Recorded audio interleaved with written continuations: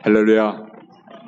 먼저 이번 저와 여러분과 교회 속에 주의 평강과 축복이 넘쳐나기를 주님의 이름으로 축원합니다. 이사야 3장 21절에서 26절 말씀을 가지고 깊은 밤에 들려온 하늘 음성이라고 하는 제목의 말씀을 가지고 말씀을 전하겠습니다.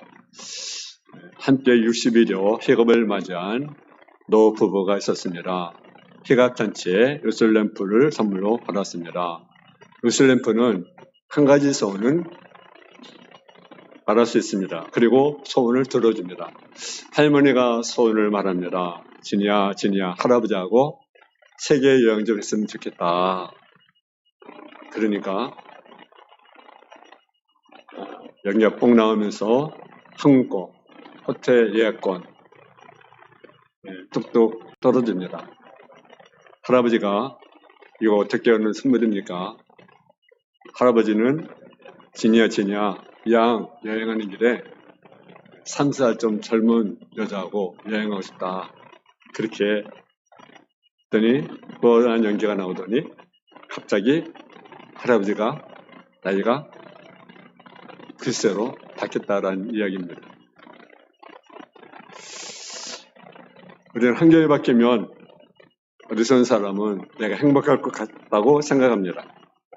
내가 변하면 세상이 변한 걸 깨닫지 못하고 늘 사람을 바꿔보려고 하다가 불행해서 우는 사람이 한둘이 아닙니다. 하루를 지나더라도 낮이 있고 밤이 있듯이 평생 살다 보게 되면 낮이 있고 밤이 있고 빛과 그림자가 있습니다. 이것이 우리 인생입니다. 오늘 우리는 인생의 깊은 밤에 들려온 하나님의 음성이라는 제목으로 주께서 주시는 은혜의 말씀에 귀를 기울이길 원합니다. 첫째로 고독한 밤에 나를 부르는 소리가 있습니다. 독방 감옥에 갇힌 사람을 가장 괴롭히는 것이 고독이라는 것입니다. 고단생이 액자나 반겨지지 않는 빈방을 홀로 짚게 하는 고독이란 참으로 이기기 힘듭니다. 그래서 가끔 간수가 10번 이렇게 불어주는 음성만 들어도 얼마나 반가운지 모른다는 겁니다. 고독에는 여러 가지 고독이 있습니다. 먼저 육체는 고독이 있습니다. 부모가 없는 고아, 가정이 없는 거린, 친구가 없이 의로리 고독, 이해를 참기 어려운 배고픔의 고독이 있습니다. 병고의 고독이 있습니다. 나이가 들고 몸이 늙어가면서 내게 관심을 가져던 사람들이 한둘 떠나고 나면 자신의 늙음을 의식하게 되는 늙음의 고독도 있습니다. 나와 함께 삶을 나누던 사람들이 하나를 떠나면서 나도 갈 날이 있겠구나, 내가 이 집의 주인이 아니구나 느낄 때 오는 고독입니다. 제 무능을 깨닫게 되는 고독, 소외감의 고독, 사랑하는 사람마저 나를 알아주지 않는다고 하는 고독, 심지어는 치료도 많이 갖는 정성의 고독이 있습니다. 그러나 가장 근본적인 고독은 영혼의 고독입니다. 그것은 죽음의 자리에서 싸늘해져가는 내 시대를 안고 오해를 토하는 그들의 울음소리가 아무런 도움이 되지 못하고 행여나 하느님마저 버리신 것이 아닌가, 마지막 때리에 우는 고독이 있습니다.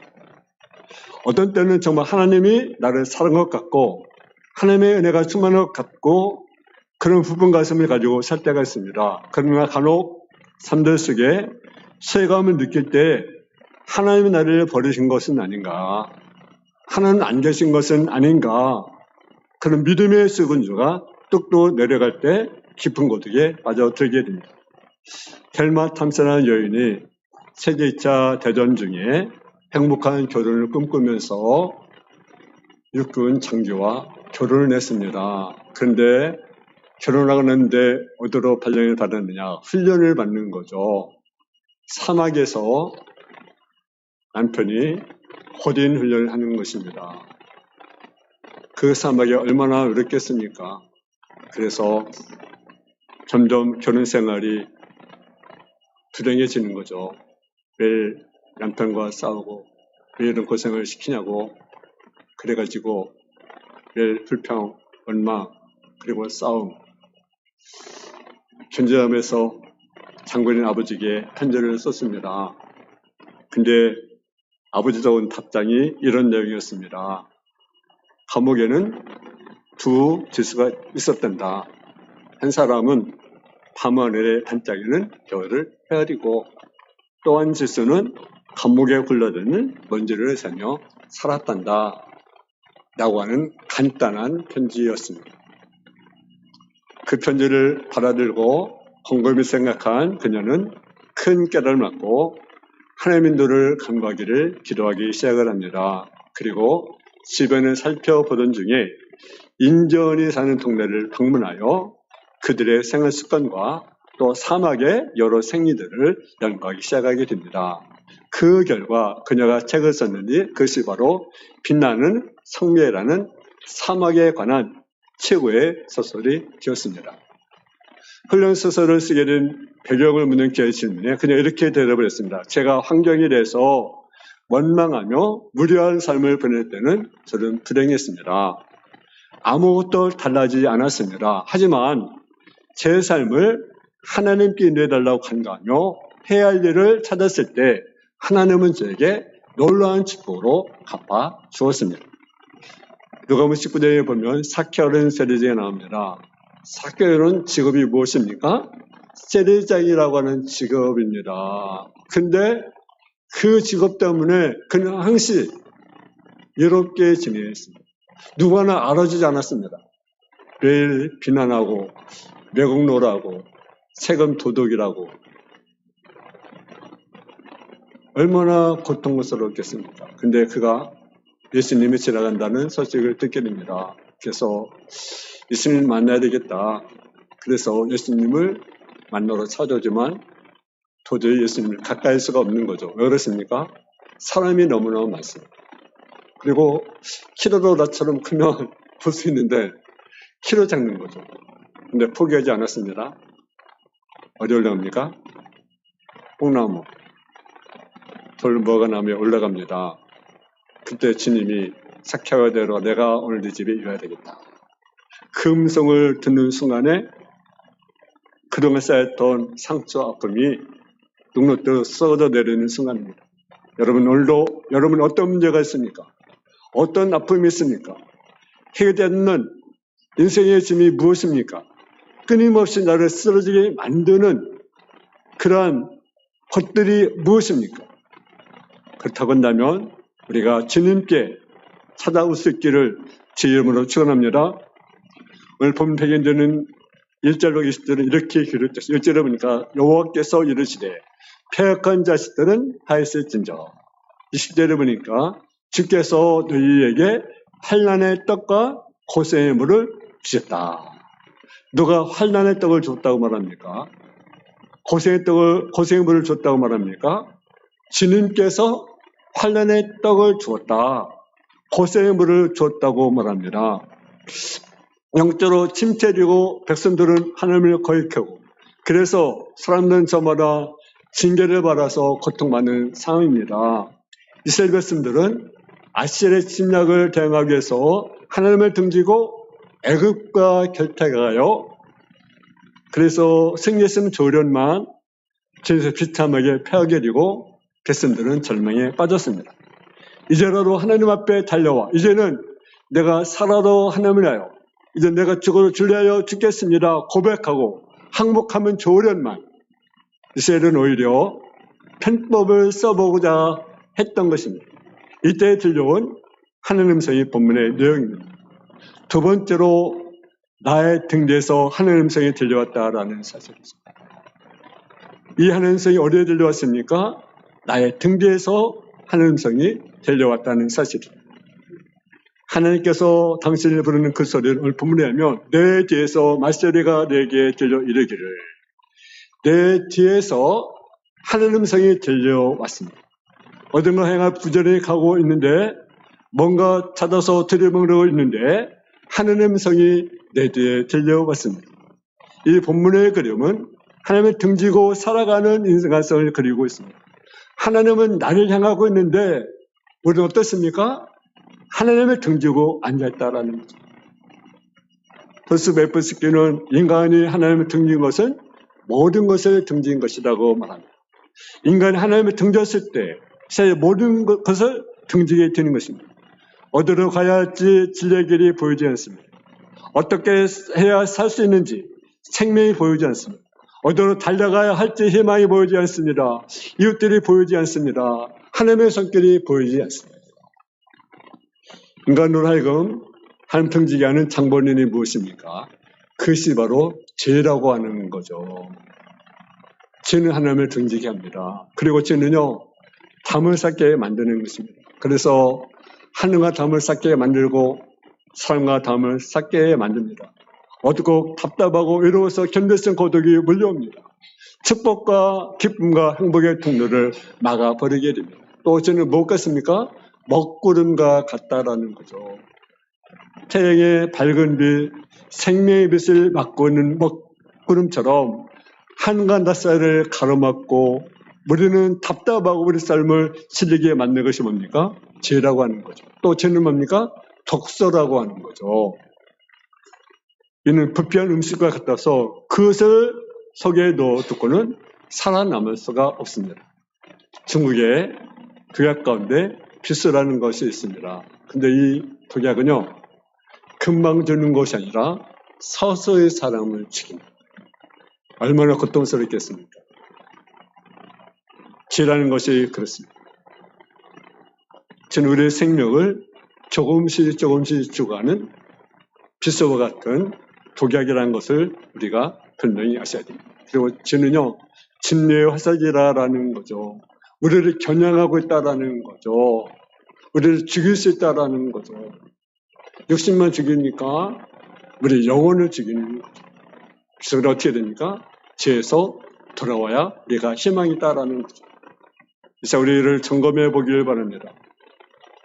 선악과를 따먹고 남의 밑에 숨어 아담을 부르시듯이 하나님 우리고 부르고 계십니다. 아담아, 네가 어디 있느냐? 나는 너를 바라보고 있지만 너는 어디를 바라보고 있느냐? 나는 너를 안기 위해서 너의 뒤에서 기다리고 있건만 너는 어디를 향하여 도망가고 있느냐? 나는 내 시선으로 너를 주목하고 있건만 너는 어디를 향하여 두리번거리고 있느냐? 돌아오라고 우리에게 말씀하고 있습니다. 인생을 살다 보면 어려운 그림자가 내 앞에 가로놓힐 때가 있습니다. 그림자를 지워버리면 어떻게 됩니까? 칼로 찌르면 됩니까? 그림자 없어집니까? 총으로 쓰면 없어집니까? 그림자는 사라지지 않습니다. 그러나 내가 몸을 들여 태양을 바라보면 그림자는 없어지게 되어 있습니다. 진음을 등지고 도망갈 때는 언제나 어두운 그림자가 내 앞을 가로막고 있습니다.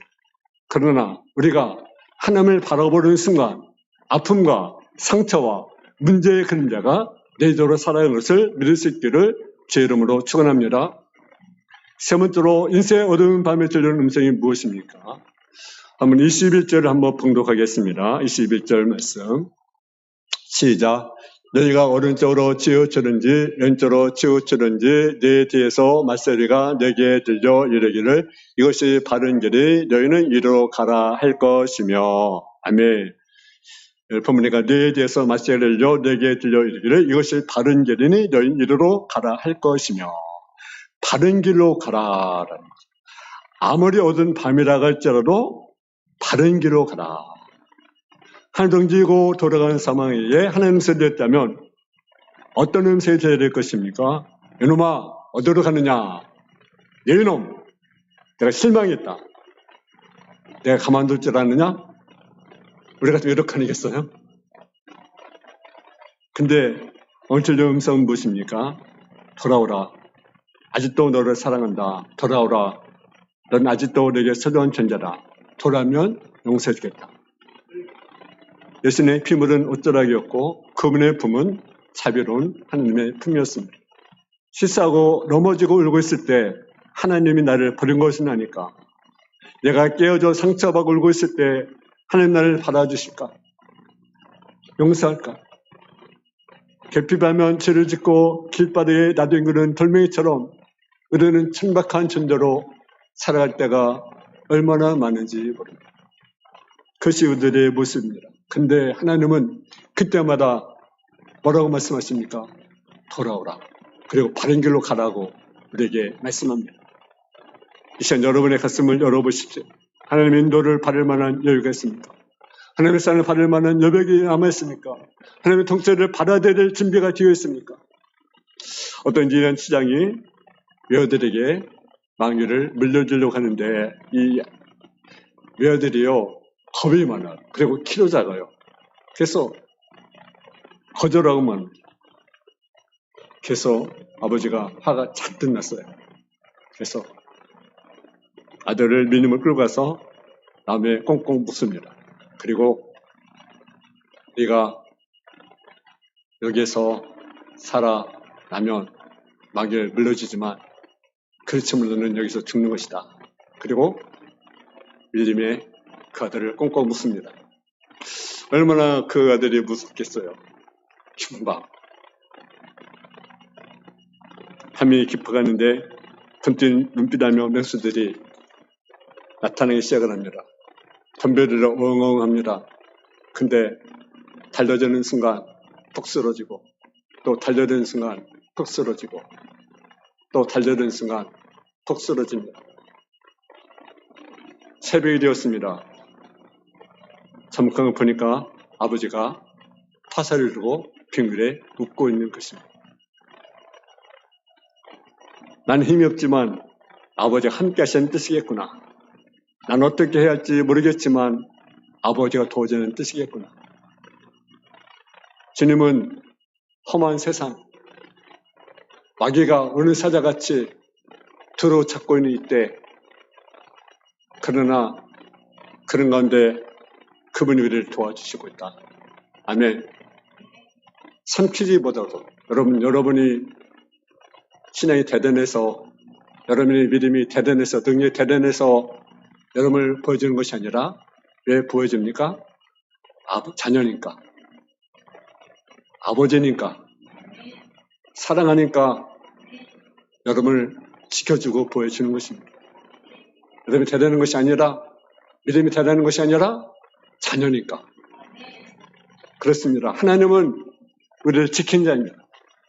우리가 찬양이 있잖아요. 하나님 너를 지키시는 자. 너 편에 그늘이시니 낮에 해와 밤의 달이 늘 해치 못하리. 하나님 너를 지키시는 자. 너의 환난을 면케 하시니 그가 너를 지키시리라. 너의 출입을 지키시리라. 늘도로 산을 보아라. 너희 덤이 어디서나 천지신 너를 만드신 여호와께로서다. 목회 현장에 때로는 고독을 느낄 때가 있습니다. 우리 가진 힘이 너무나도 연약하기만 하고 해결할 일이 너무나 크고 엄청나고 우리 같은 배는 작기만 하고 파도는 거치게 느낄 때가 있습니다. 누구를 의논할 수 없고 함께 기도할 수조차도 없는 시절에 교회를 섬기면서 들었던 노래가 있습니다. 그것이 바로 뭡니까? 나의 등 뒤에서. 한번 부르겠습니다. 나의 등 뒤에서 나를 도우시는 주, 나의 인생길에서 지치고 고나요 매일처럼 주저앉고 싶을 때 나를 밀어주시네. 일어나 그러라. 너야 일어나라. 내가 새 힘을 주리니 일어나 너 걸어라. 내 너를 도우리. 나의 등 뒤에서 도우신 분이 바로 하나님이십니다. 나의 등 뒤에서 돕는 그분은 야단스럽지도 않으시면서 능력 있는 분이십니다. 나의 등 뒤에서 당신을 돕는 그분의 성격은 초정 우리에게 늦은 듯 하지만 가장 정확한 시간에 여러분을 붙들어주는 분이십니다. 당신의 등 뒤에서 당신을 지켜주는 그분은 한 번도 당신 곁을 떠난 적이 없습니다. 눈길을 떼신 적이 없습니다. 손을 놓은 적이 없습니다. 그분이 여러분을 지켜주십니다. 어두운 밤에 들려오는 음성이 무엇입니까? 이것이 바른 길이니라. 이것이 바른 길이니 너는 이리로 가라 할 것입니다. 길을 막아도 들려오는 소리, 도망가도 찾아 들려오는 소리, 내 등 뒤에서 들려오는 소리는 이것이 바른 길이니 넌 이리로 가라 할 것이며, 우리말 속담 가운데 받고 싶은 속담이 있습니다. 못 올라갈 나무는 쳐다보지도 마라. 여러분 그렇습니까? 못 올라갈 나무는요, 사다리로 놓고 올라가라. 올라가다 미끄러지더라도 도전하라는 거죠. 또 버스 떠난 다음에 손댄다. 그러면 버스 지나가도요, 손을 흔들어야 운전기사가 뺑매도 혹시 올 거 아니겠습니까? 여기 권사님 계신데, 운전하시는 권사님 계신데, 오늘 본문에 연결해서 우리 때문에 모로가로 서울만 가면 된다는 말이 있습니다. 가는 길이 잘못되어도 목적지만 도착하면 된다는 말이지요. 그러나 성경은 전혀 반대의 말씀하고 있습니다. 우리가 인생 어둠에 부딪히면 좌편 길로 가고 싶고 우편 길로 가고 싶을 때 하나님의 음성이 들려옵니다. 바른 길로 가라. 함께 바른 길로 가라. 너희는 바른 길로 가라. 전에는 속담을 바꿔입니다. 서울은 못 가도 바른 길로 가라. 특별히 인생이 어려울 때 우리는요, 어떤 유혹을 받습니까? 판벽을 쓰고 싶은 유혹을 받습니다. 내 인생의 문제를 해결해 주는 길이 있다면 어떤 타협하고 싶은 유혹을 받습니다. 그러나 성경을 말합니다. 그것이 뭐라고요? 시험이라고. 여러분 그런 적 없습니까? 예수님이 40일 금식하고 묵시도 시작하실 때 사단이 찾아와 시험합니다. 돌들을 명하여 떡을 만들어 먹으라. 너는 돌들로 떡을 만드는 능력이 있지 않느냐? 그때 예수님이 뭐라고 말씀하셨습니까? 떡보다도 무엇이 우선입니까? 말씀. 아멘. 나는 말씀을 얻고 산다. 나는 말씀대로 산다. 나는 말씀의 정도를 걸어간다. 이것이 승입니다. 왜 머뭇머뭇하십니까? 왜 주저하십니까? 돌아오라. 그리고 정로를 걸어라 라는 것입니다. 마지막은 하나님 앞으로 돌아와 정로를 걷는 자에게 주시는 하나님의 약속의 말씀이 있습니다. 그다음 23절 말씀을 봉독하겠습니다.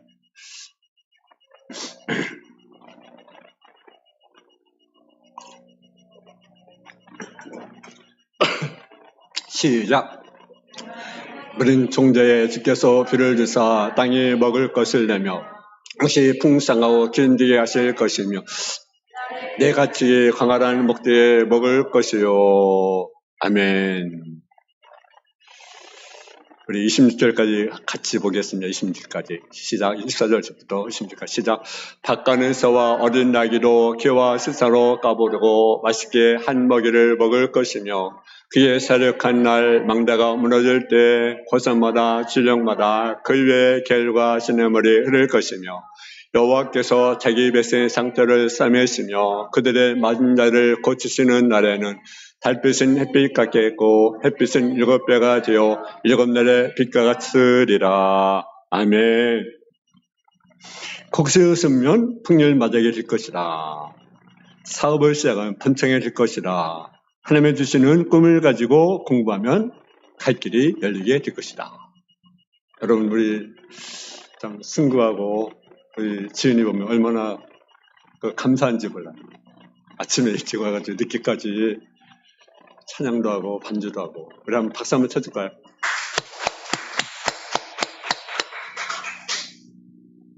하나님의 주신 꿈, 그리고 꿈을 가지고 기도하면 하나님 이루어지죠.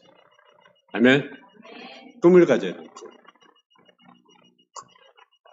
정로를 걸어가면 하나님 앞장서 도와주시고 또 뒤에서 어떻게 해요? 밀어주시고. 아멘. 앞장서 도와주시고 또 뒤에서 밀어주십니다. 부모님 시절에 보면 가축에로 보호주겠다고 쓰셨습니다. 내가 복을 받으면 가축들도 복을 받게 될 것이다. 내 자녀들이 복을 받게 될 것이고 내 가정에 복을 받게 될 것이고 내 교회와 역사와 시대와 사회와 민족이 복을 받게 될 것이라고 말씀합니다. 20절을 돌아온 자에게 주시는 또 다른 약속의 말씀이 여호와께서 자기 백성의 상처를 싸매시며 그들의 맞은 자리를 고친 날에는 달빛은 햇빛 같겠고 햇빛은 7배가 되어 7날의 빛과 같이 같으리라. 하나님을 따라서 보름달을 보니 우중충하게 보였습니다. 고난당하여 신음하며 눈물진 얼굴로 햇빛을 보았더니 어둠컴컴하게 보였습니다.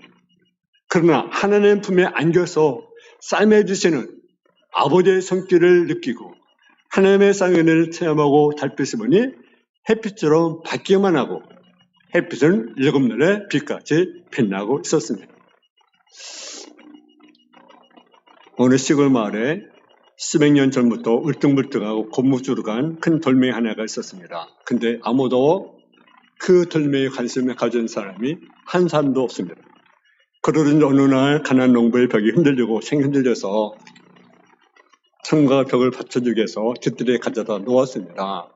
그것을 지나가던 지락자가 그 집을 탐사자 오게 되었는데 마침 그 집을 지나가다가 이상한 돌멩이에 눈길이 가게 되었습니다. 자세히 보니까 그것이 바로 무엇이냐? 금덩어리였습니다. 도끼 섬에서 가장 큰 금덩어리였습니다. 근데 사람 그 값어치를 모르는 거죠. 그 값어치가 얼마냐? 수십억에 해당하는 금덩어리였습니다. 지금 여러분의 모습이 세상 한쪽에 보통에 버림받는 돌멩이, 쓸모없이 든 거는 한 덩이 바위처럼 보일지 모릅니다. 그러나 하나님이 한번 도와주시면, 하나님 눈에 띄면, 하나님 손에 붙들리면, 하나님의 뜻대로 사용하시면 우리는 값비싼 존재가 될 수가 있습니다. 우리 선자는요, 밝은 날에 교만하고요, 어두운 날에는요, 비굴합니다. 그러나 하나님의 사람들은 밝은 날에 감사합니다. 어두운 날에는 하나님의 음성을 듣습니다. 인생의 깊은 밤, 고난의 밤, 실패의 밤은 어떤 시간이냐? 하나님의 음성에 귀를 기울이는 시간입니다. 이 시간 우리는 주님의 음성을 들어야 됩니다. 여러분의 밤이 어둡습니까? 인생의 밤이 어둡습니까? 우리는 그때가 어떤 시간입니까? 주의 음성에 귀를 기울이는 시간이다. 나는 사실하시고 주의 음성에 귀를 기울이는 저와 여러분 되어지기를 주님의 이름으로 축원합니다. 하나님 아버지 하나님, 은혜와 사랑을 감사합니다. 어두운 밤에 찾아온 음성이 있습니다. 아버지, 우리 등 뒤에 들려온 하나의 음성이 있습니다. 어두운 밤이라고 좌절하지 않고 그 밤이 주의 음성을 들을 수 있는 시간인 걸 알고 주의 음성에 귀를 기울이는 성도의 삶의 모습이 되게 하여 주옵소서. 바른 길을 걸어가길 바랍니다. 어두운 밤일지라도 불법을 행하는 것이 아니라, 편법을 쓰는 것이 아니라, 적당히 세상과 타협하는 것이 아니라 아버지 바른 길, 하나님이 원하는 길을 걸어가게 해주시고 그런 가운데 하나님의 음성을 귀를 기울이는 성도의 삶의 모습이 되게 하여 주옵소서. 예수님의 이름으로 기도했습니다. 아멘. 찬송 540장을 부르겠습니다.